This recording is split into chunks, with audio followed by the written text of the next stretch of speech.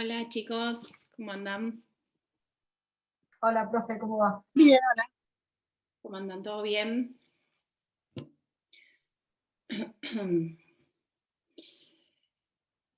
Bueno, si quieren pasar asistencia por ahí, por el chat.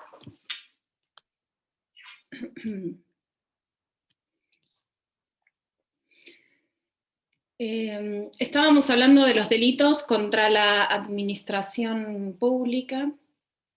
Habían llegado el martes pasado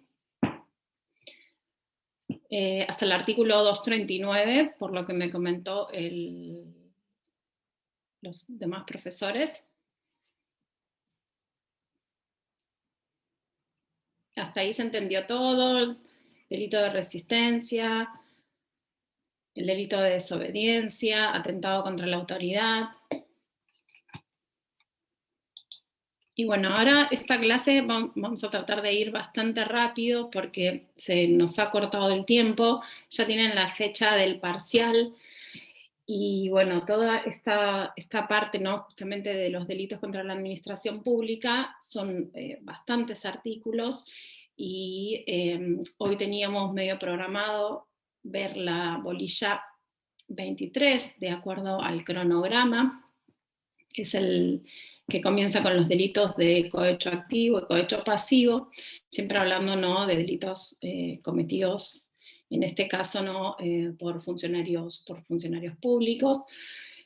Pero bueno, vamos a terminar la bolilla, y vamos a continuar con los artículos que nos faltan.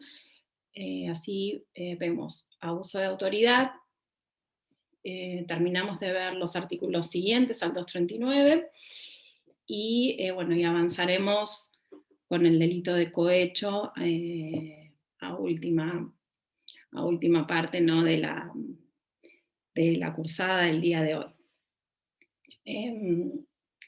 Así que bueno, ¿me están pasando la asistencia? Sí. Perfecto. Bueno. Les voy a compartir aquí.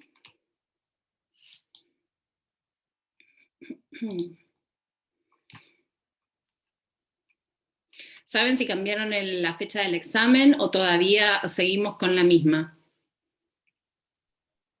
Profe, Sí. ayer dijo el profesor Casa que Sí. sería el 30 de junio, pero que si es por él, le gustaría que sea más adelante, pero que eso se lo va a confirmar el centro de estudiantes. O sea, la fecha por ahora sería el 30.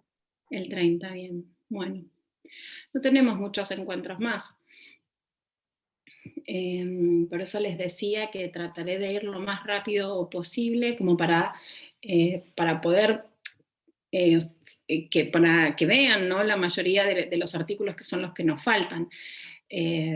Obviamente ustedes tienen que estudiar todas las bolillas, pero bueno, vamos a continuar, y llegamos, por lo menos hasta ahora tenemos esa fecha, ¿no?, de examen. Después si la modifican, buenísimo.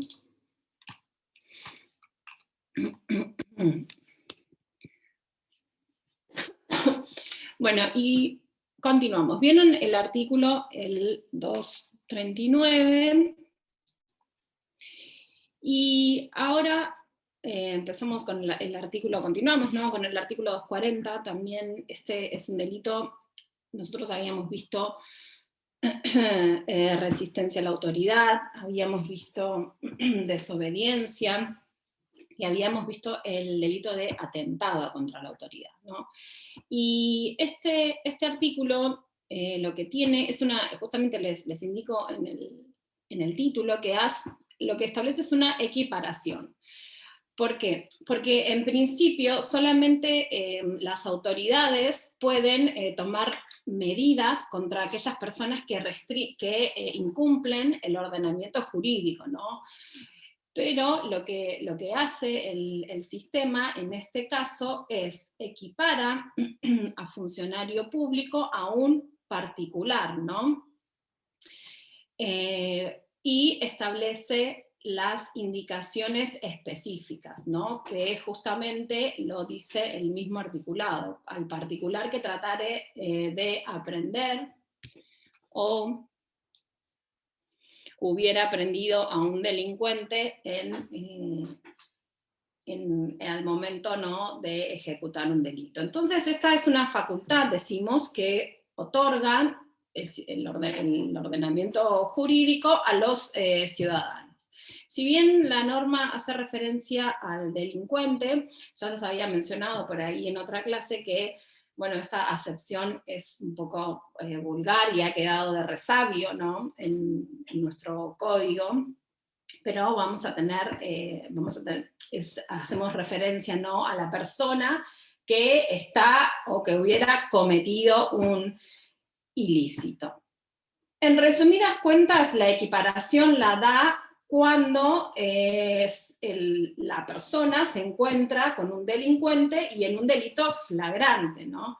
Para eso nosotros vamos a tener que ir a las normas de procedimiento de cada ordenamiento provincial. En este caso nosotros vamos a tomar el artículo 154 del Código de Procedimiento de la provincia de Buenos Aires, que lo que me da es una definición, ¿no?, de un delito, de cuando se comete un hecho flagrante, ¿no? Ya lo habíamos hablado en clases anteriores, pero bueno, es en el momento que una persona es sorprendida a cometer un delito, o inmediatamente después, o mientras es perseguido por las fuerzas públicas, o cuando tiene objetos, o presenta rasgos de que se puede presumir que ha cometido justamente un delito. Entonces, bueno, este es en grandes rasgos la equiparación que se refiere a las personas y esta equiparación de funcionario público. Continuamos con el artículo 240 bis, y no sé si les habían mencionado, ya habían tratado, ¿no?, esta normativa, que son incorporados todos los artículos bis y los artículos ter en esta parte por la ley 26.394 del año 2008, que es justamente la que deroga, ¿no?, el código militar, el Código de Justicia Militar, e incorpora un montón de artículos en esta parte de la ley penal. Y bueno, acá en referencia, esperen porque los tengo puesto así y no, ahí estamos. En esta parte, lo que hace el legislador es tomar una norma contenida en el Código Militar, y es para el que violare las normas e instrucciones a la población emitidas por autoridad militar competente en tiempos de conflicto de armas para las zonas de catástrofe, será penado con prisión, bueno, y ahí establece, siempre que no resultase un delito más severamente penado. Bueno, esto a primera lectura de la norma nos habla de las normas e instrucciones. Entonces es lo que nosotros denominamos ley penal en blanco. ¿Por qué? Nosotros vamos a tener que ir a esa norma e instrucción dictada por la autoridad competente, el militar, en un tiempo de conflicto armado, para nosotros saber cuál es la conducta, ¿no?, que se viola con la actuación del sujeto activo. Entonces vamos a tener que en este caso, y tal, no sé si lo habían mencionado, pero bueno, los bienes, la referencia, ¿no?, justamente de los bienes jurídicos, siempre tienen que ver con cuestiones militares, de defensa, ¿no?, del Estado, y en este supuesto específico lo que se ve afectado justamente es el desenvolvimiento, ¿no?, de la autoridad militar en tiempo de conflicto armado o en épocas de guerra. Y que afecta, al igual que en la mayoría de los bienes jurídicos que están incorporados, ¿no?, en esta parte, afecta a la seguridad nacional, puede afectar también al potencial efectivo al potencial, defensivo, quiero decir, de la nación, y justamente el sujeto activo, vemos, que puede ser, no como las otras referencias que teníamos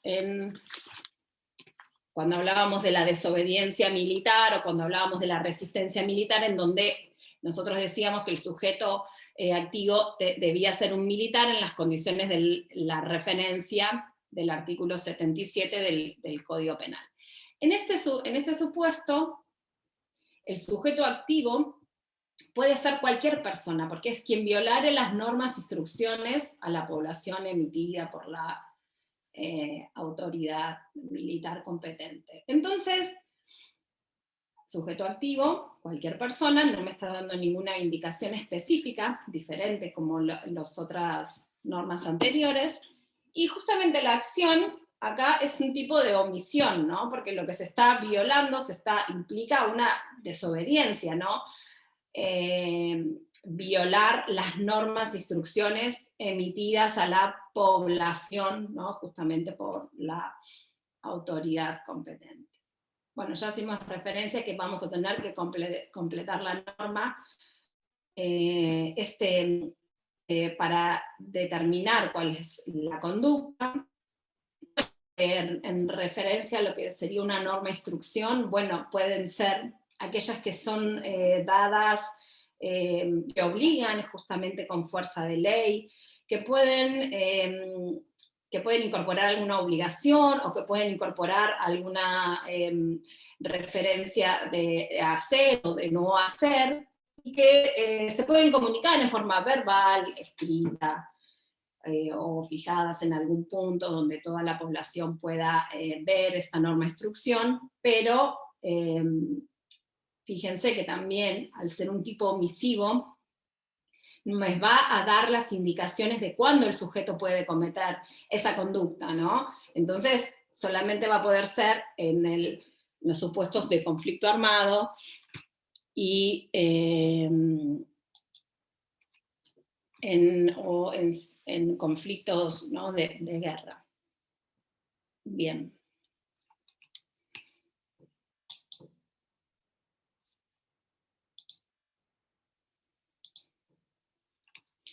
Después continúa, bueno, estos son dos atentados leves que tenemos, que si bien pueden contener algunas, mejor dicho, pueden tener algunas referencias al artículo 237, lo recuerdan el 237 del atentado contra la autoridad.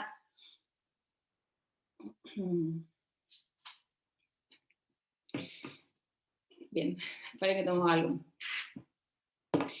Estos atentados leves, fíjense que tenemos una pena de 15 a 6 meses. Y lo que me está indicando esta norma, cuál es el bien jurídico protegido. Ahora, cuando nosotros entramos a leer el inciso primero, habla de perturbar el orden de las sesiones de los cuerpos legislativos, nacionales o provinciales, el de las audiencias de los tribunales de justicia, o donde quiera que una autoridad esté ejerciendo sus funciones. Y después tenemos, en el inciso segundo, el que sin estar comprendido en el artículo 237, impide o estorbar a un funcionario público a cumplir un acto no propio de sus funciones. Estos son atentados leves, y el bien jurídico, al igual, ¿no? Manteniendo la misma idea, ¿no? del 237, lo que se está haciendo en los dos incisos, en el inciso primero y en el inciso segundo, implican atentar contra la libertad en el ejercicio de la función pública. Se afecta, ¿no? a toda la administración pública cuando por cualquiera de las acciones que cometa el agente se perturbe, se impida o se estorbe el normal funcionamiento, ¿no?, de la administración. Por ejemplo, las manifestaciones que se hicieron hace unos años en el Congreso, ¿esas abarcaría el artículo primero? Sí, sí, sí, porque están Aunque perturbando un acto hayan sido propio. por fuera del recinto, digamos. No, tienen que justamente, tienen que justamente lo que hace es estorbarlo de una manera que se interrumpa el cumplimiento. No una manifestación afuera en donde no tiene incidencia en el acto funcional mismo. Por Okay. ahí, estas manifestaciones a las que te referís se estaban llevando a cabo afuera. Claro, sí, sí, sí. Que tiró un torpedo, no sé, que había una prófugo hace poco. Bien, tienen que tener una entidad suficiente como para interrumpir el acto funcional. O sea, no cualquier estorbo, por ejemplo, eso, o una bomba de olor, o algo que pueda disiparse fácilmente, constituye, ¿no?, el delito, sino que tiene que ser de entidad suficiente como para interrumpirlo, verdaderamente interrumpirlo. Si luego a los pocos minutos la sesión volvió a la normalidad, entonces no se configura el tipo penal, ¿no? Tiene que darse en esas características que mencioné. O sea, podría darse por cualquier acto o algún violento o algún disturbio, pero con entidad suficiente para interrumpirlo. Muy bien. Impedir o estorbar, bueno, el inciso segundo también habla de impedir o estorbar a un funcionario público cuando cumple un acto propio de su función, ¿no? Bueno, si va a realizar, no sé, imagínense un oficial notificador que va a realizar una notificación y bueno, me escuchaba un ruido, pero a ver, no, está bien, era alguien de afuera. Entonces, en el segundo inciso también se refiere, ¿no?, justo a al funcionario público, ya no enmarcado dentro de los cuerpos legislativos y las indicaciones de la norma anterior, pero que vaya a realizar un acto propio de su función y justamente se lo impide o se lo perturba para que lo pueda cumplir. O sea, también debe realizarse con una, o sea, si bien la norma no refiere a ningún medio comisivo, bueno, cualquier medio comisivo, como puede ser un ardid o una trampa, o inducirlo a error al funcionario público, por ejemplo, en el lugar de destino, de inducirlo a error del lugar de destino en donde debe realizar un acto funcional, bueno, eso podría tomarse, ¿no?, como constitutivo de la figura. Y como son delitos de resultado en los dos incisos, y resaltando lo que les mencionaba recién con la pregunta del compañero, debe lograrse, ya sea que se impida o que se estorba efectivamente el cumplimiento propio del acto funcional. Los dos incisos, el dolo del sujeto, o sea, el sujeto activo tiene que tener conocimiento de que el sujeto pasivo está realizando un acto propio de su función que éste impide o estorba. Y aún así, aún sabiendo que es un acto propio de sus funciones, ya en un aspecto volitivo, ¿no?, continúa y hace posible su actuación, o sea, y continúa su conducta para impedirlo o estorbarlo. Entonces solamente son pasibles de dolo directo. ¿Podría darse algún supuesto de tentativa? Bueno, dependerá cuál es el medio comisivo, cómo es la forma en que se desarrolla la conducta. Entonces, si hace un acto ejecutivo para impedir un acto funcional, bueno, en el momento en el que sea sorprendido o interrumpida esa conducta, entonces ahí podríamos hablar de que la figura puede ser, ¿no?, tentada. Esto se entiende hasta acá, porque voy tomando conceptos, ¿no? Sí, se entiende. Bueno, continuamos. Bueno. Vamos a ver motín. Las 4 modalidades de motín. También incorporado, ¿no?, por la ley, la 26.394. El artículo 241 bis lo que nos va a definir, nos va a indicar aquellas conductas, ¿no?, aquellas 4 modalidades de lo que sería el motín. Que en el Código de Justicia Militar ya se establecía el motín respecto de los militares que ya sea que en forma conjunta o en un número de 4 o de más, cometieran vías de hecho contra los superiores, o sea, vías de hecho ya sea en irrespetuosidades, en insubordinación en general, o cualquier actividad colectiva que se haga en forma hostil o en forma tumultuaria, ¿no?, y hacia los superiores, ¿no?, o hacia el comando. Y el propio Código de Justicia Militar lo establecía, ¿no?, estas modalidades como una falta gravísima, ¿no?, ya sea porque se utilizaran las armas, o se coaccionara, o se provocaran daños o desórdenes, ¿no?,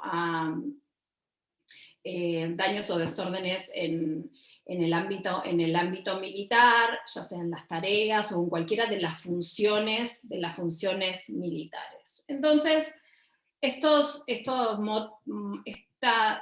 indicaciones, ¿no?, de lo que nos refiere la norma penal, constituyen actos de, estoy tomando un mate tan feo, constituyen actos de indisciplina o insubordinación. Tenemos los incisos 1, 2, 3 y 4, y el inciso 5 lo que hace es agravar la pena si con motivo del acto, ya sea de la insubordinación o de la indisciplina, resultare la muerte de una o de más personas, o cuando se impidiese o dificultase las tareas de salvataje en los supuestos de catástrofes. Entonces, en la última parte, el número 5, lo que tenemos es un agravante de las restantes formas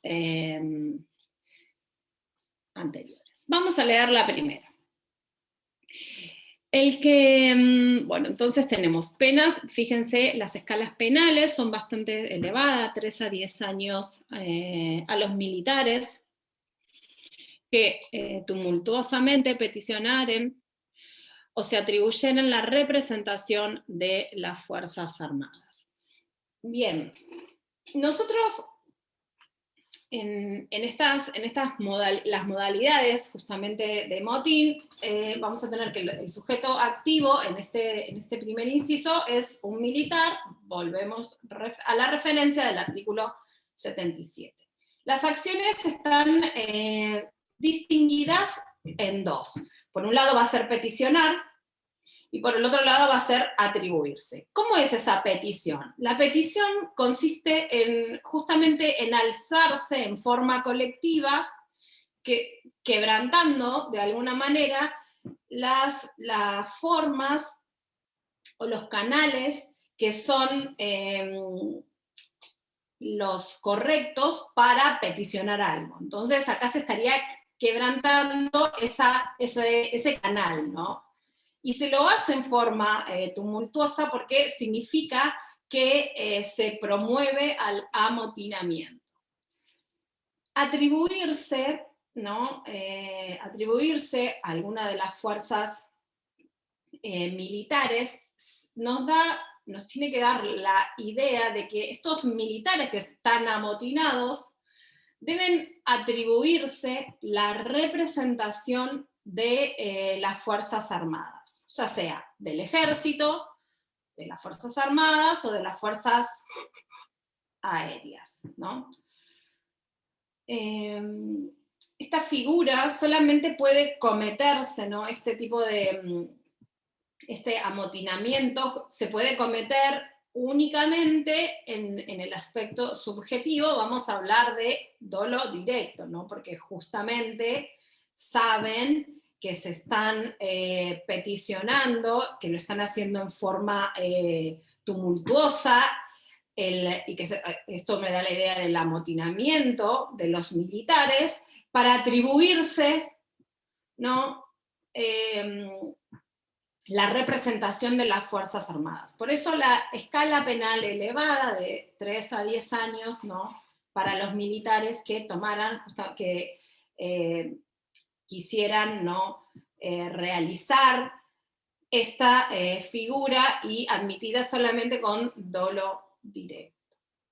En el apartado segundo vemos que, a ver, porque yo le puse acá números, pero déjenme ver una cosa, ¿no? 241 bis. Bueno, no son incisos, son, porque cuando son 1, 2 y 3, ¿no? 1, 2, 3, 4 y 5. Bueno, en el apartado segundo habla de tomar, quienes tomaren armas o hicieren uso de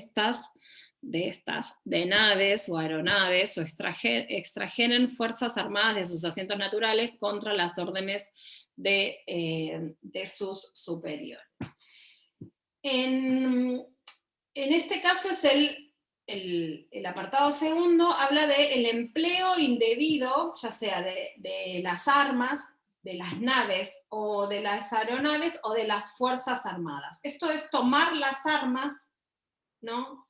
Contra las órdenes de los superiores. Y me da una idea, de acuerdo a la redacción de la figura penal, que estos militares, ¿no? Que están amotinados, están esgrimiendo las armas en una acción de resistencia contra, ¿no? Las órdenes de los superiores, ¿no? Las utilizan contra las órdenes. Entonces vamos a tener una resistencia, una toma de armas, ¿no? Y una realización en este sentido, ¿no? De resistencia contra la orden del superior.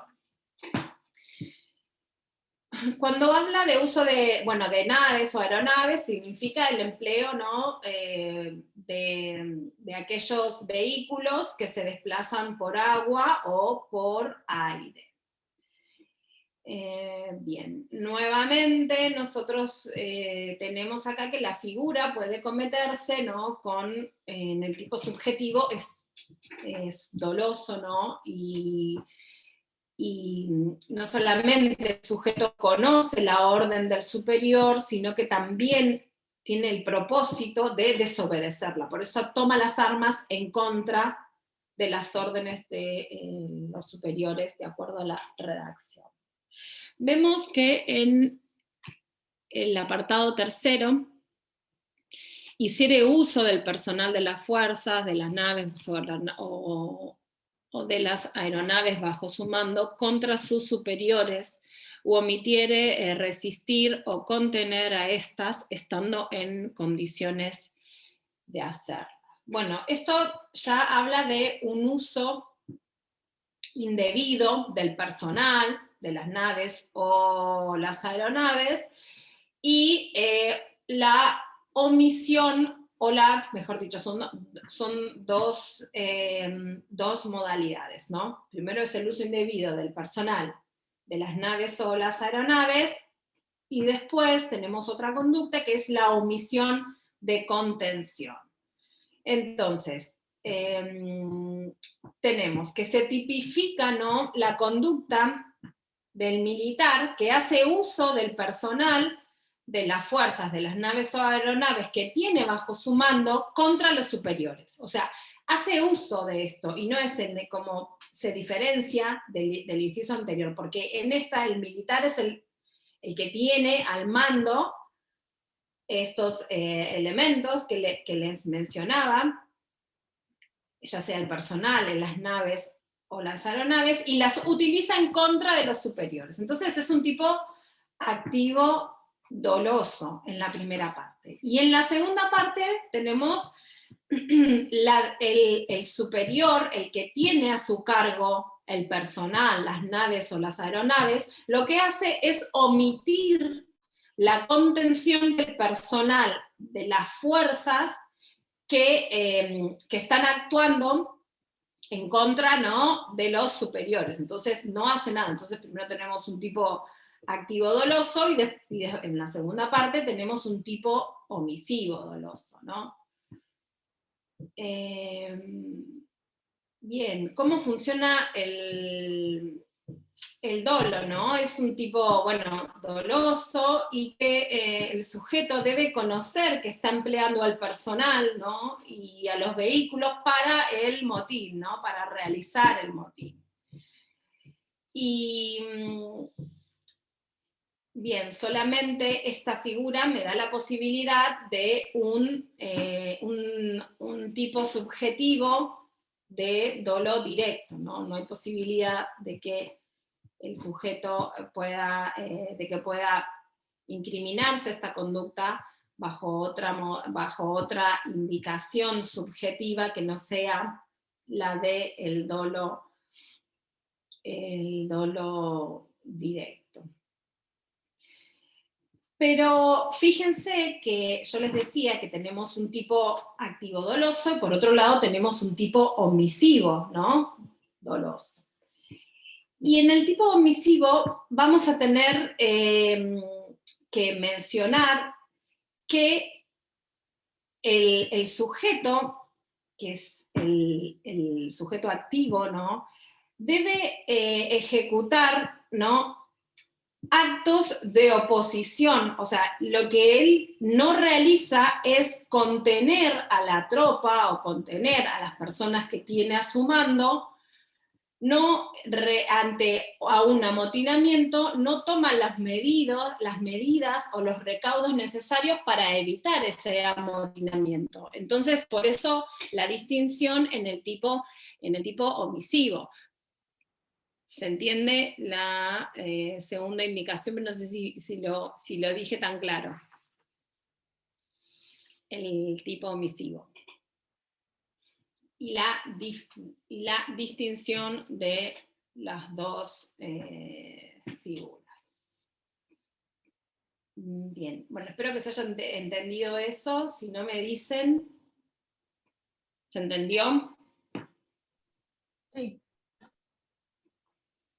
Bien, la última modalidad de motín es la conspiración. Entonces, fíjense ¿qué nos dice el apartado cuarto? El apartado cuarto dice que será penado con prisión de 1 a 5 años la conspiración para cometer los delitos de este artículo.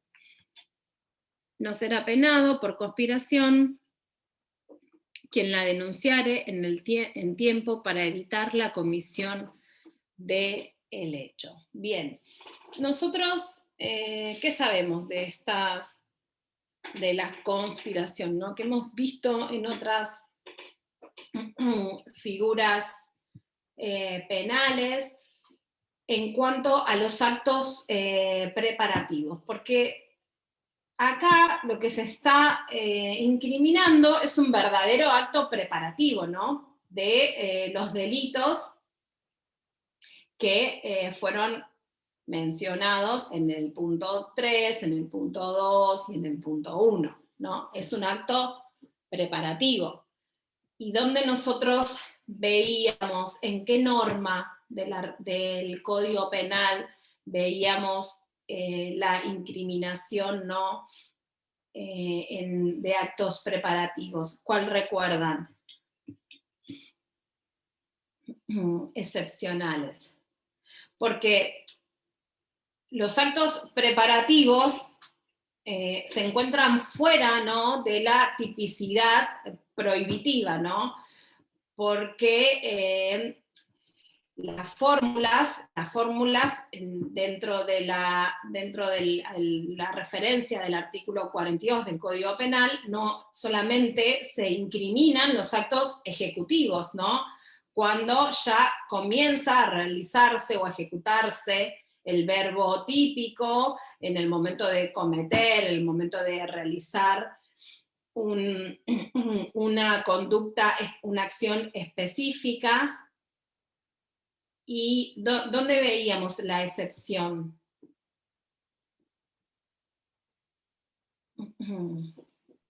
¿Recuerdan el artículo? El caso del delito de traición, y no sé si asociación ilícita, pero no sé si... Bien, sí. En el caso del artículo 210 del Código Penal, en el delito de asociación ilícita, por el solo hecho de participar en la asociación ilícita para cometer delitos, esto es una figura autónoma, una persona puede verse incriminada por el solo hecho de pertenecer, ¿no?, en cualquiera de las indicaciones que establece la norma, por solo el hecho de pertenecer, ¿no? Entonces, recordemos esto, la conspiración también habla de un acto preparativo para la comisión de cualquiera de los tres incisos, ¿no? Conspirar para el amotinamiento, conspirar, confabular, tratar de ponerse de acuerdo para llevar a cabo alguna de las conductas prohibidas que describimos en el punto 3, en el 2 y en el 1, entonces ese acto de conspiración ya está penalizado, ¿no?, por la norma. Entonces, bueno, con eso terminaríamos las modalidades de motín. Este artículo lo ha tomado alguna vez el doctor Taza, así que, bueno, se los dejo para que lo lean con la clase y las indicaciones que fuimos viendo. Yo creo que ya estaría bien. Perfecto. Muy bien.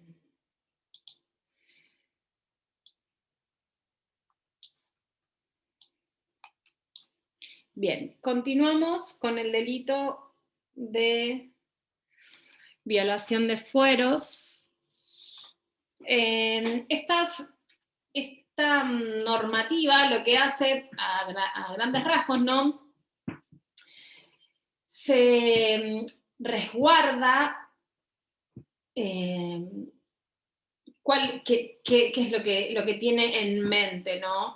El delito de violación de fueros lo que hace es lesiona a la administración pública, porque se estaría atentando contra la seguridad personal de determinados sujetos que están revestidos de distintos fueros, y no se estaría realizando los mecanismos que prevén la Constitución Nacional o las normas especiales, y afecta el normal desempeño del poder público.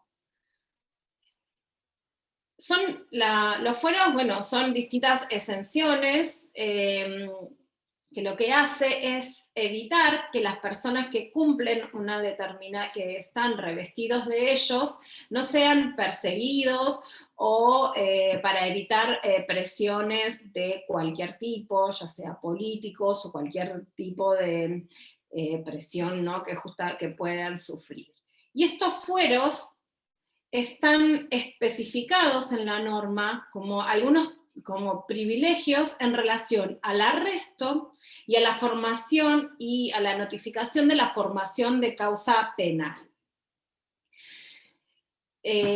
Siempre que, vemos acá, es el arresto a la formación de causa contra un miembro de los poderes públicos nacionales o provinciales, de una convención constituyente, de un colegio electoral, no guardando las formas prescriptas en la Constitución y en las leyes, ¿no? Entonces, ya la propia normativa me va a indicar quiénes son los sujetos activos y los sujetos pasivos.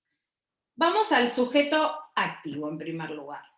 Esta normativa habla de que el sujeto activo es de los denominados de delictia propia, porque solamente va a poder ser cometido por algún funcionario público que tenga la competencia para arrestar o para formar causa contra una persona. Entonces, ¿quiénes van a ser? ¿Quiénes pueden ser los posibles autores? Los jueces, los fiscales, aquellos magistrados, a los funcionarios policiales u otros funcionarios con competencia para realizar un arresto, ¿no? Esa es la indicación del sujeto activo. Los sujetos pasivos, lo dice la norma, los funcionarios de los poderes públicos nacionales, provinciales, o de una convención constituyente, o de un colegio electoral. Entonces, esos que gocen justamente de estas prerrogativas, ¿no? Funcionales. Y vemos, en relación a la acción, que se divide en dos etapas. Por un lado, hablamos del arresto, y por otro lado, del arresto o de la formación de causa, y por otro lado es no cumpliendo, sin guardar, ¿qué? Sin guardar las formas que están legalmente prescritas. Entonces, por un lado tenemos el arresto, la formación de causa, y por otro lado, se tiene que completar sin guardar las formalidades prescritas. Y bueno, cuando nosotros hablamos de el arresto, ¿no? de una persona, hablamos en el sentido que está indicado en la norma penal, ¿no? Pero es cuando se detiene a una persona con o sin encierro, o en este sentido amplio, ¿no? No en el sentido de aprehensión y detención de los códigos de procedimiento. Pero continuamos, se arresta, se detiene a una persona y se la somete, ¿cuál es? Cuando se la notifica de la formación de causa, se la está sometiendo a un proceso. ¿Para qué? Para establecer su responsabilidad penal y la eventual aplicación, ¿no? de una pena. Entonces, solamente, ¿no? van a ser típicas aquella conducta, ¿no? que se realice sin guardar las prescripciones que establece la Constitución Nacional o las leyes respecto de los sujetos pasivos. Porque fíjense que si nosotros vamos a la Constitución Nacional, al artículo 68, al artículo 69, al artículo 73, en donde la propia Constitución Nacional ya me determina que para determinados funcionarios, para el presidente, el vicepresidente, el artículo 53 también, me establece ya mecanismos específicos para enjuiciar. Entonces acá lo que se está haciendo es no resguardando o no realizando los procedimientos de juicio político o los procedimientos que tiene que realizar la Cámara de Diputados, que acusa ante el Senado, que ya están establecidos en la normativa constitucional para enjuiciar o realizar un juicio político, ¿no? O en un jurado de enjuiciamiento depende del sujeto activo que nosotros, que del sujeto pasivo que fuese víctima, ¿no?, de esta conducta. Bien, esto nada, era un poco refrescar, la norma no tiene más indicaciones. Bueno, el 243 que teníamos por aquí.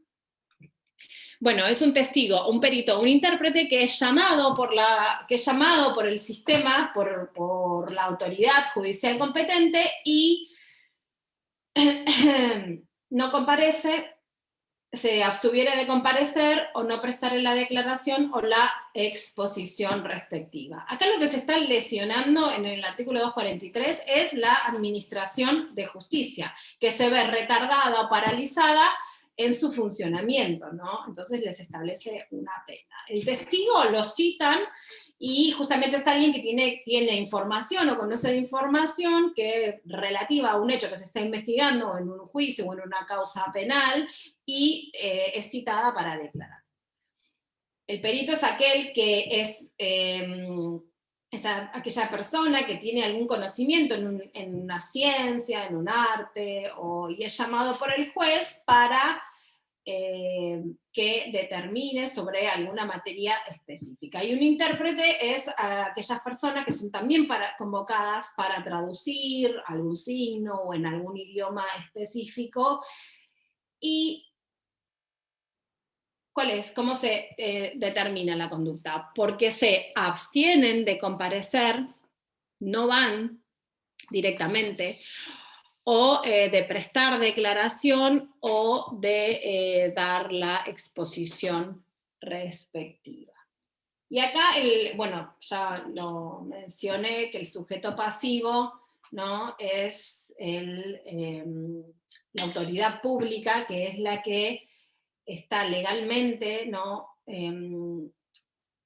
habilitada para recibir las declaraciones, los peritajes o las interpretaciones. Esta es una modalidad, ¿no?, o sea, se circunscribe dentro de las desobediencias, ¿no?, porque hay una omisión. ¿Y por qué? Porque no comparece, o porque habiendo comparecido se abstiene de prestar la declaración o la exposición respectiva. ¿Me puedo hacer una pregunta? Sí. O sea, se abstienen, no van, no es que lo retarda, directamente es que no va. ¿Se castiga eso? No. Es así. El perito, el intérprete, se abstuviere de comparecer, esa es que no va. O de prestar la declaración, es que está y no la presta. La primera parte de se abstuviere de comparecer es que no va a la audiencia. En ese caso nosotros debemos determinar si la persona ha sido notificada fehacientemente de que es testigo en un proceso penal. El artículo 133 del Código de Procedimiento de la Provincia de Buenos Aires establece que la persona que ha sido citada y que no compareciera, y que estando debidamente notificada, puede ser traída por la fuerza pública, ¿no? Entonces, en ese caso sería el que no comparece. Pero puede ser que habiendo comparecido se niegue a prestar el acto, o sea, se niega a prestar declaración. Entonces acá iríamos, o que habiendo comparecido, o no presta la declaración sería la segunda parte, ¿no? Después, o sea, en el Código de Procedimiento, en la provincia de Buenos Aires, tenemos esta facultad, ¿no?, de traer al testigo por la fuerza pública, ¿no?, estando notificado, porque es una carga pública comparecer. En el ámbito federal, por ahí también se establece la posibilidad de arresto, ¿no?, en el caso por 2 días, cuando se habla, ¿no?, y hasta también de iniciar una causa criminal. ¿Cuál es la diferenciación entre el artículo de la abstención, ¿no?, de este artículo del 243, con el 275, el delito de falso testimonio? Vamos a leer el 275, porque así nos queda claro, ya que trajimos a referencia este artículo. Vamos al 275. Habla del falso testimonio, que es otra cosa. El falso testimonio reprime de 1 mes a 4 años al testigo, perito o intérprete que afirmare una falsedad o negare o callare a la verdad, en todo o en parte, en su deposición, informe, traducción o interpretación, hecha ante la autoridad competente. Si el falso testimonio se cometiere en una causa criminal en perjuicio del inculpado, la pena será de 1 a 10 años de reclusión o prisión. En todos los casos se impondrá al reo, bueno, esas palabritas ya sabemos lo que a la persona.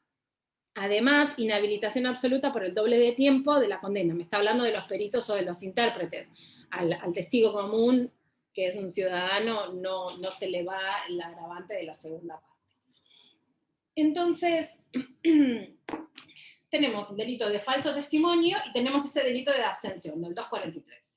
En el falso testimonio se requiere la distinción, a ver si por ahí se los puse acá. No se los puse. No. Creo que en la otra clase había armado un cuadrito. No importa. En el falso testimonio lo que se requiere es que el testigo declare o que exponga algo pero calle la verdad. Entonces, el testigo, ¿qué hace? Depone, el perito dictamina y el intérprete interpreta, pero silencia algo que conoce. O sea, ya sea porque afirma una falsedad o niega o calla a la verdad. Eso es el falso testimonio. Y el 243, que es la abstención, lo que requiere, ¿no?, justamente lo que diferencian, son 2 figuras distintas, pero es que no se presente, es que el testigo o el intérprete o el perito es citado y no se presente. O sea, el testigo no declara, el perito no dictamina y el intérprete se niega a hacerlo. Hay una negación a hacerlo. En el otro supuesto, no. O sea, silencia algo, afirma una falsedad, niega o calla a la verdad. Esta es la distinción entre las 2 normas penales. No me quiero... Bueno, y 20 y pico. Esta figura se las dejo para que la lean, que es la usurpación de títulos y honores, el 246 y el 247. Así podemos entrar en los delitos de abuso de autoridad. Son muy fáciles, usurpación de títulos y honores, bueno, no van a tener inconvenientes, ¿no?, con la interpretación de esas 2 normas. Bueno, vamos con los delitos de abuso de autoridad e incumplimiento de los deberes de funcionario público. A ver, ¿qué fue lo que les puse aquí? Ah, perfecto. Bueno, yo les fui haciendo unas indicaciones, así que esto va a hacer la clase un poquito, esta parte un poquito más rápida. Primero vamos a hacer una lectura, ¿no?, del artículo. El 289 reprime de 1 mes a 2 años e inhabilitación especial por el doble de tiempo al funcionario público que, se lo pongo en negrita, ¿no?, dictara resoluciones u órdenes contrarias a las constituciones o leyes nacionales o provinciales, o ejecutare las órdenes o resoluciones de esta clase existentes. Eso lo vamos a tomar como una parte. Este es el delito de abuso de autoridad, la primera parte. Y se me fue. Bueno. Y vamos a tomar desde la O siguiente, o no ejecutare las leyes cuyo cumplimiento les incumben. Y ahí entramos en la figura de el incumplimiento de los deberes de funcionario público. Bueno, bien jurídico. Los voy a pasar para aquí. Ahí estamos. Bien. El bien jurídico es el regular funcionamiento de la administración pública y la legalidad de los actos. Pero les hago estas indicaciones. ¿Cuál es la característica de la ilicitud? Radica justamente en el uso arbitrario de la función pública, ¿no? Uso arbitrario, uso abusivo de la función pública,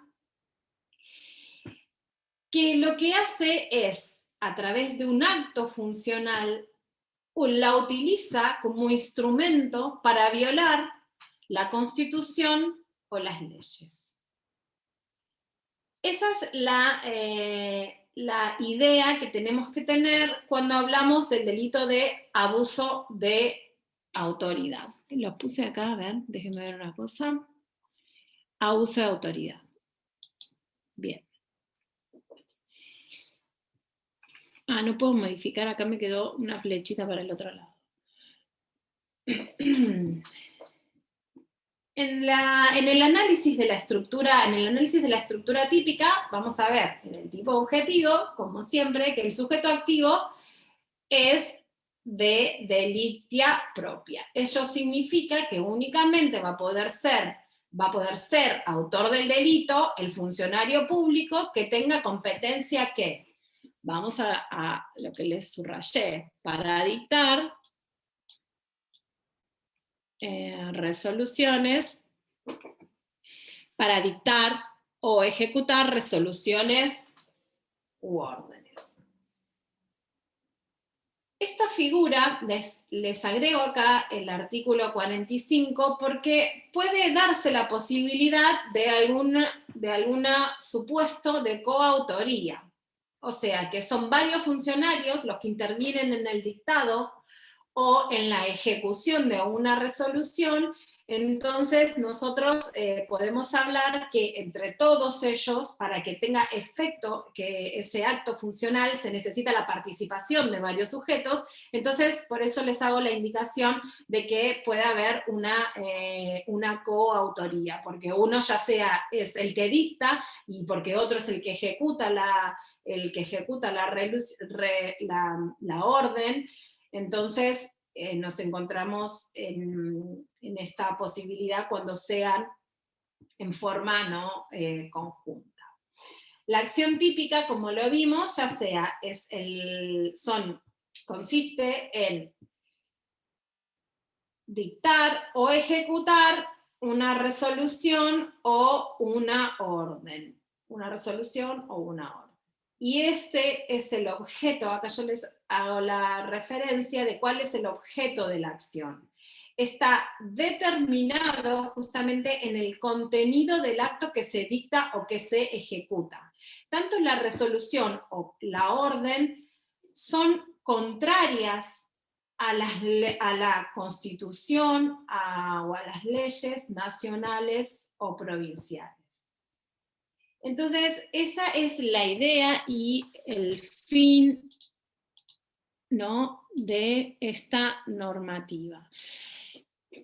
Y acá les hago una indicación de lo que sería... Ay, se me fueron. Ahí estamos.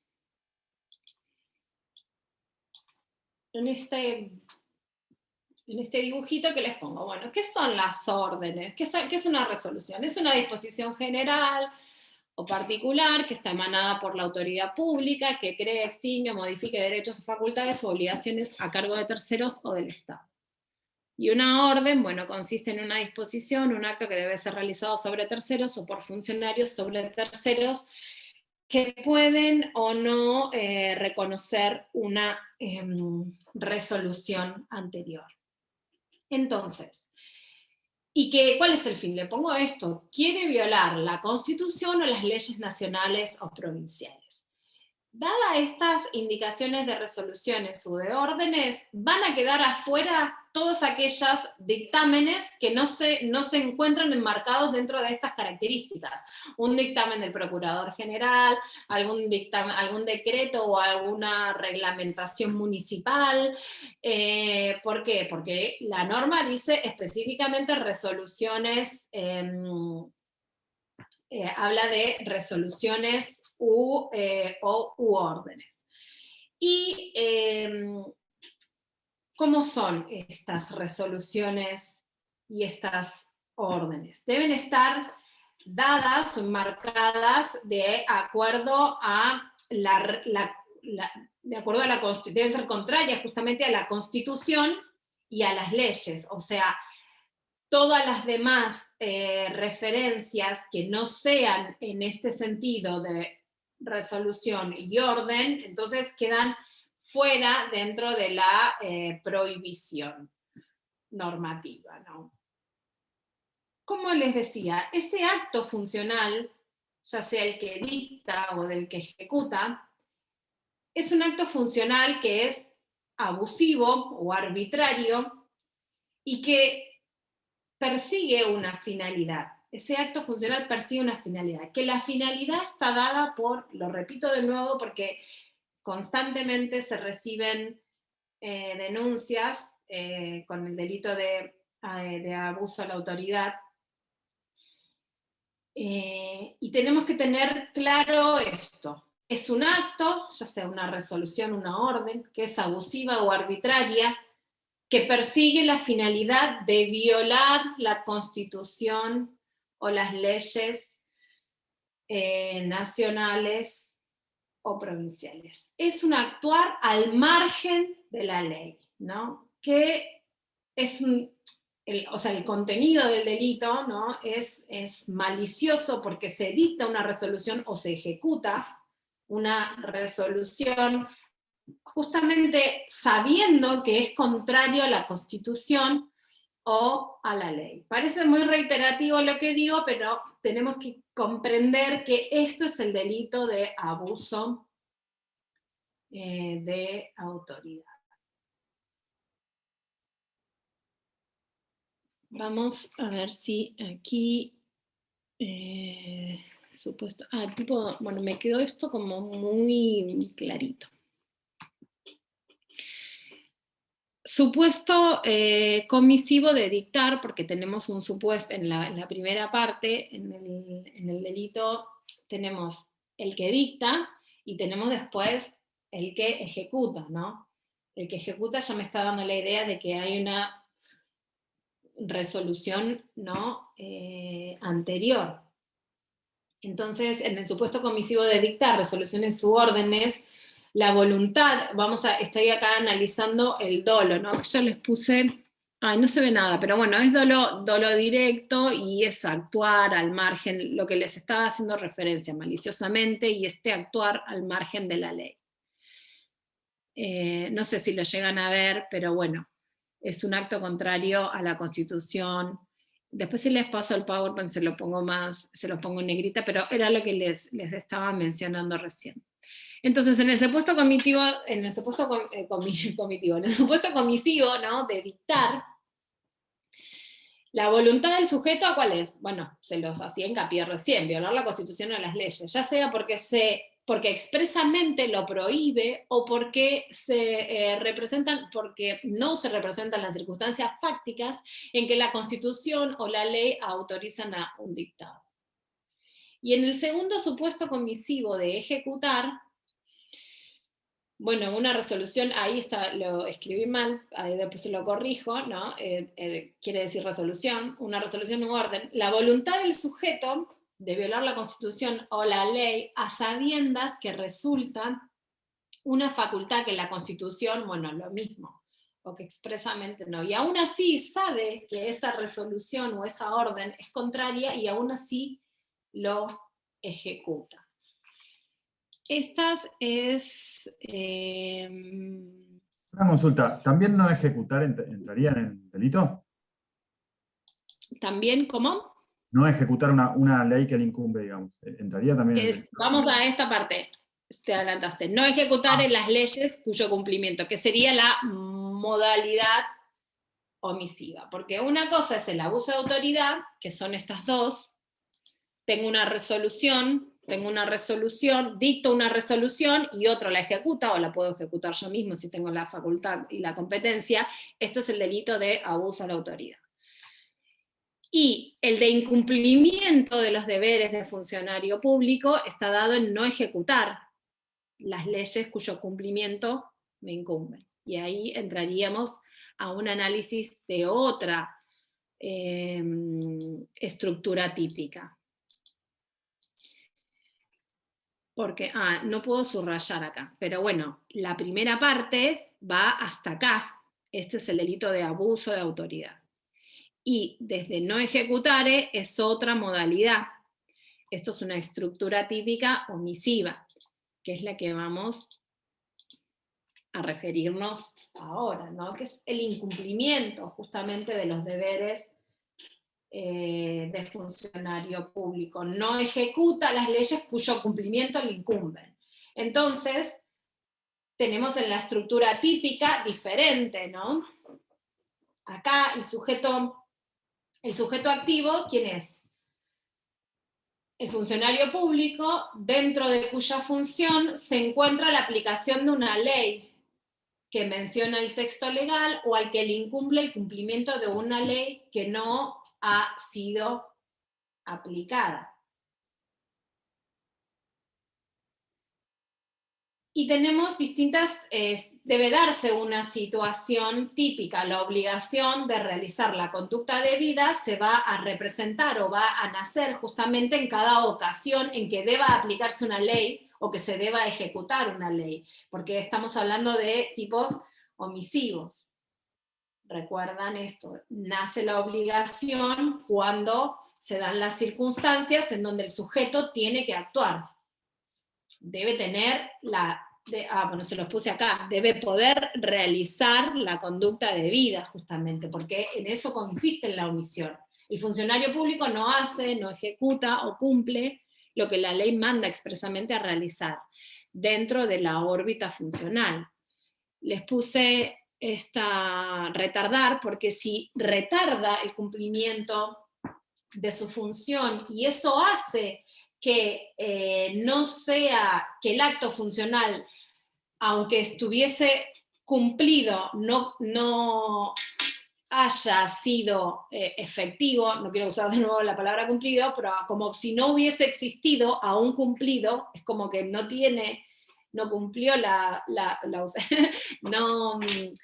no se determinó, entonces si retarda y es como si no hubiese existido ese acto funcional, entonces también se lo va a tener como una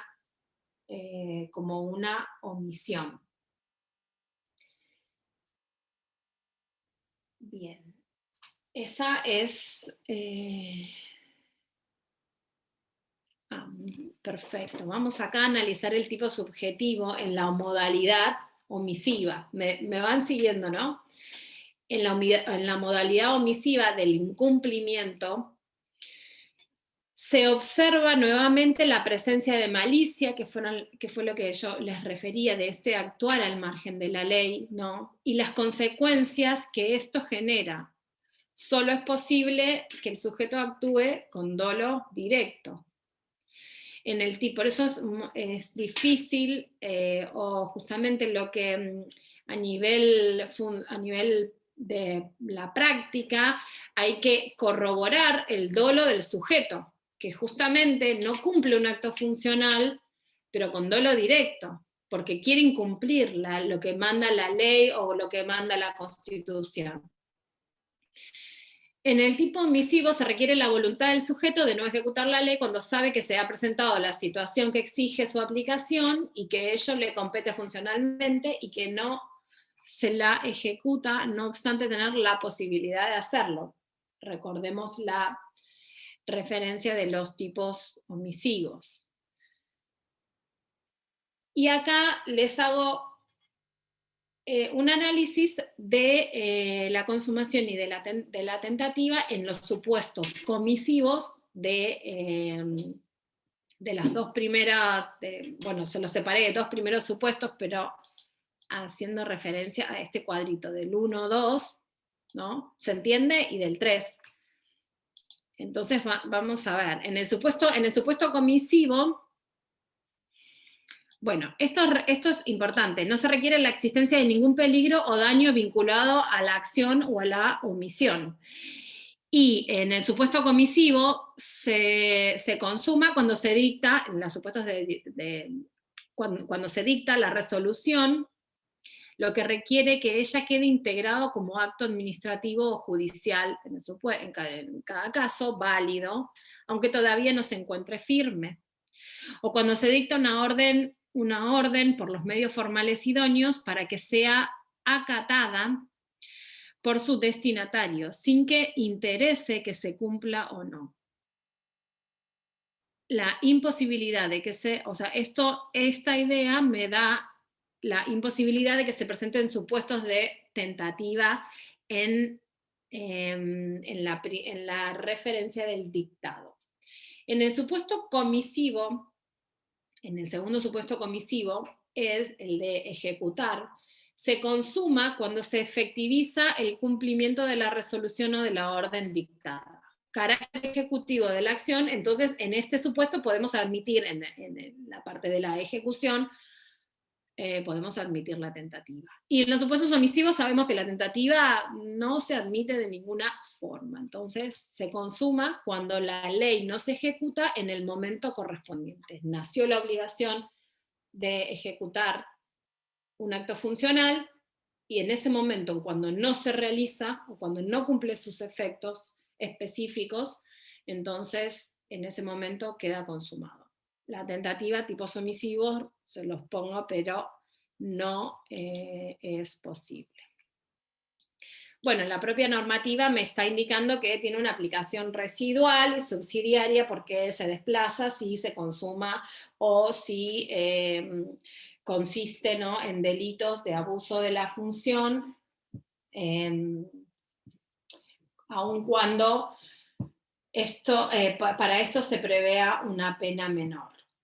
Algunos ejemplos le puse, o sea, en el 247 de la denegación o retardo de justicia,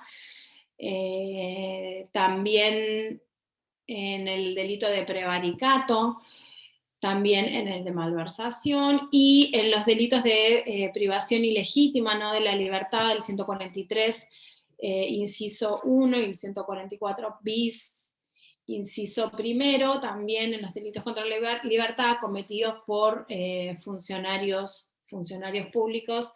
En esos supuestos ya queda enmarcada la norma como un acto, ¿no?, propio de la función. Quiero que terminemos, no sé si llego, sí, ¿no? Tenemos un ratito más, para que veamos, ¿no?, la diferencia con el artículo 249 de el Código Penal. Y no sé si alguien lo quiere leer, para que veamos cuál es la diferencia contra la omisión de los deberes de funcionario público. Este profe, el que está en pantalla, Sí. será reprimido con multa de pesos 750 a 12.500 e inhabilitación especial de 1 mes a 1 año el funcionario público que ilegalmente omitiere, rehusare hacer o retardare algún acto de su oficio. De su oficio, bien. Este es el delito de omisión de los deberes de funcionario público. Ay, a ver si creo que se los escribí. Bien, perfecto. Es otra figura distinta y tenemos el bien jurídico protegido, son justamente es la legalidad de los actos que emanan de la administración pública y que tienden a procurar, ¿no?, el desempeño normal y diligente de la función. Tenemos en la estructura típica estas 3 formas omisivas, ¿no?, para la comisión del hecho, ¿no?, para la comisión del hecho delictivo, ¿no?, que son omitir, retardar y rehusar, ¿no? Esas son las, dentro de la estructura, dentro de la estructura son las formas omisivas. ¿Quién es el sujeto activo? ¿Es un funcionario público en el ejercicio de la función pública o en una tarea administrativa? Y la acción, las acciones típicas se van a dar justamente en cada oportunidad en que se deba ejecutar el acto que se omite, ¿no?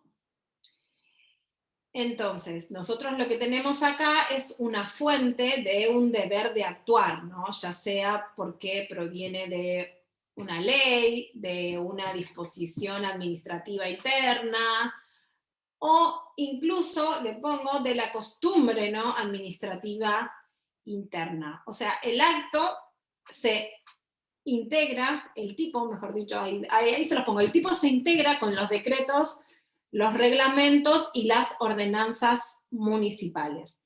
¿Ven la distinción ya contra las figuras que veíamos en el 248?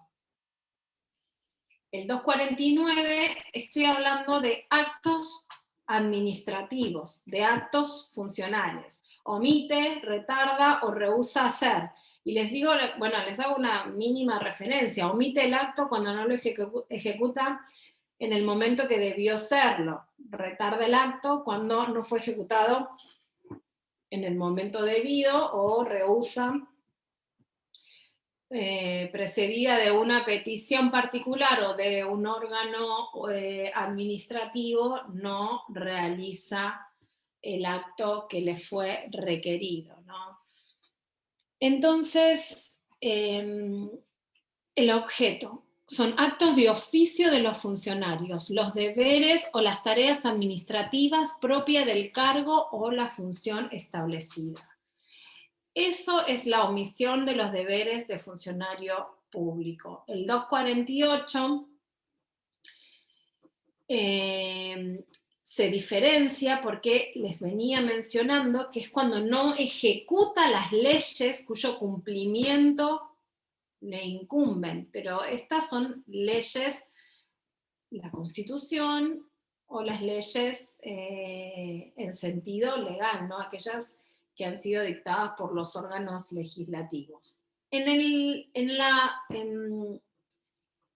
esta figura del 249 nos referencia a actos administrativos propios de la función, un acto de oficio, ¿no?, o deberes o tareas administrativas propias de un cargo o de alguna función específica, ¿no?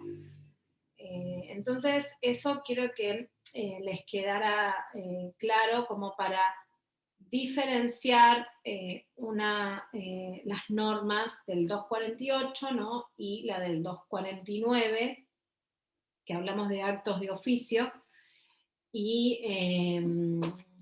bueno, eso específicamente. Vamos con el tipo doloso, dolo directo. El funcionario debe saber que pudiendo hacerlo no cumple un acto propio de su función cuando debe y voluntariamente debe omitir el acto retardando o rehusando a hacerlo. La consumación y tentativa. El delito no exige una lesión como consecuencia de la omisión del acto en cuestión y se consuma tan pronto el acto no es realizado en el momento que debió serlo. Por ejemplo, si se tenía que cumplir un acto en un plazo determinado y ese plazo pasó, entonces el acto, la conducta se la tiene por consumado. Bueno, acá les pongo el 248, los aspectos omisivos del delito de abuso de autoridad solo abarcan los supuestos en que se omite un acto de autoridad previsto en la ley, ¿no? Y no de actos funcionales, administrativos y demás. Bueno, acá seguíamos con estos también son el 240. ¿Se entendió hasta acá, chicos? Sí, entender se entiende, después hay que estudiar. Sí, bueno, es bastante y por ahí son muchos. Pesado. Son muchos conceptos y bueno, se achican mucho estas clases, el tema de no poder tener un poco más de tiempo, ¿no? Como para dar una clase un poco más extensa o con algunos ejemplos, pero bueno, no sé si tendrían que estar aprovechando los días viernes para ver algunos casos prácticos. Nosotros teníamos hoy, bueno, prestación de auxilio, abandono de las funciones militares, requiere la asistencia de la fuerza pública contra la ejecución de disposiciones u órdenes o sentencias. Bueno, esto lo van viendo. Esto es el abandono de servicio. Abandono de servicio, déjenme ver. Bueno, esto es para las fuerzas policiales también, dependiendo en qué lugar se encuentren. El nombramiento, después tenemos en el 253, que son nombramientos de personas que no son idóneas para el cumplimiento de una función. Entonces acá se penaliza a quien lo propone y después a la persona que acepta, ¿no?, el cargo no siendo idóneo, no cumpliendo los requisitos y aún sabiéndolo de no cumplir los requisitos para el ejercicio de un cargo público. 253, Código de Justicia Militar, el sometimiento a la población civil, las restricciones arbitrarias u órdenes, bueno, esto léanlo, no van a tener inconveniente. Nuevamente, acá lo que tenemos es un delito culposo. Fíjense que utiliza las mismas formalidades o la misma mecánica técnica legislativa al militar que por imprudencia, negligencia o impericia en el arte militar o inobservancia de los reglamentos o deberes a su cargo, en el curso de un conflicto armado, de asistencia o de salvación en situaciones de catástrofe, causare o no impidiere la muerte de una o más personas o pérdidas militares, si no resultasen de delito más severamente penado. Y bueno, eso es tipo culposo. Déjenme ver aquí. Delitos contra la administración pública. Bueno, acá les pongo una referencia, ¿no?, de cómo es que se ven en el articulado, ¿no?, de los delitos contra la administración pública, aquellos que hacen referencia justamente a los funcionarios públicos, que son el delito de abuso de autoridad, el cohecho, el tráfico de influencias, malversación, negociaciones prohibidas, exacciones ilegales, enriquecimiento ilícito, etc. Y aquellos que son ataques a la jurisdicción, ¿no?, que es el prevaricato, la denegación o retardo de justicia, de retardo de justicia, denuncias y declaraciones testimoniales falsas, encubrimiento, quebrantamiento de penas. Pero bueno, eso es como una referencia. ¿Cómo estoy con la hora? Porque estoy pasando para... Quedan 2 minutos. 2 minutos. Bueno, La banda del pan, 2 minutos. sí, bien. El cohecho activo y cohecho pasivo, teníamos que empezar la clase con esto y miren cómo llegamos a el final.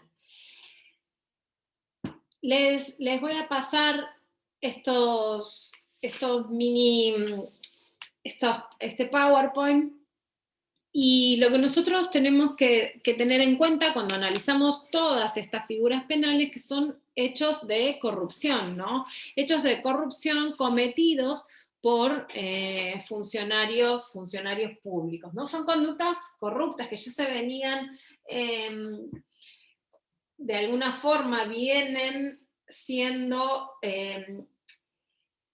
legisladas, ¿no?, en el derecho romano, todas, se castigan, ¿no?, las conductas de los actos corruptos y cometidos por los funcionarios en relación, ¿no?, en el ejercicio de la función pública. Y por eso la importancia en la cual no solamente a nivel de tratados internacionales se trata de establecer distintos mecanismos para sancionar, ¿no?, los actos corruptos. ¿Por qué? Porque justamente lo que hacen es deslegitimizan, ¿no?, las instituciones, la sociedad, la justicia, atentan justamente contra todo el ordenamiento jurídico, ¿no?, establecido, cualquier acto de corrupción, ¿no?, de los funcionarios en el ejercicio de la función pública. Vemos, bien, prestigio, acá les hago algunas referencias respecto al bien jurídico protegido en el cohecho pasivo. Bien, no los quiero demorar más. Quedamos, si quieren, hasta acá, y ya la próxima clase seguimos con estas normativas. Y ¿qué tenemos? Una clase más, ¿no? Los martes. Tenemos una más, la del martes próximo. Sí, quedaría una más. Quedaría una más. Claro, perdón, quedaría la del 21, y si el parcial es el 30, quedaría la del 28, pero no sé si, a veces como que cortan antes para que tengamos tiempo de estudiar. Bien. Bueno,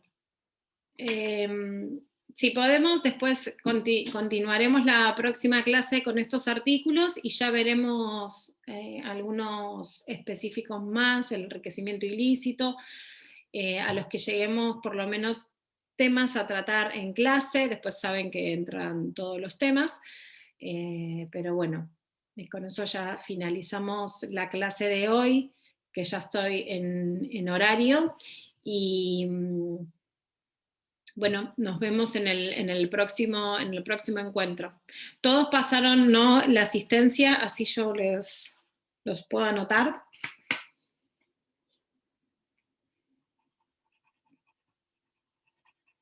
Sí, creería que sí. Bien, buenísimo. Bueno, chicos, que tengan buenas noches y nos vemos la semana próxima, seguro. Hasta luego. Adiós. Chao, gracias. Chao.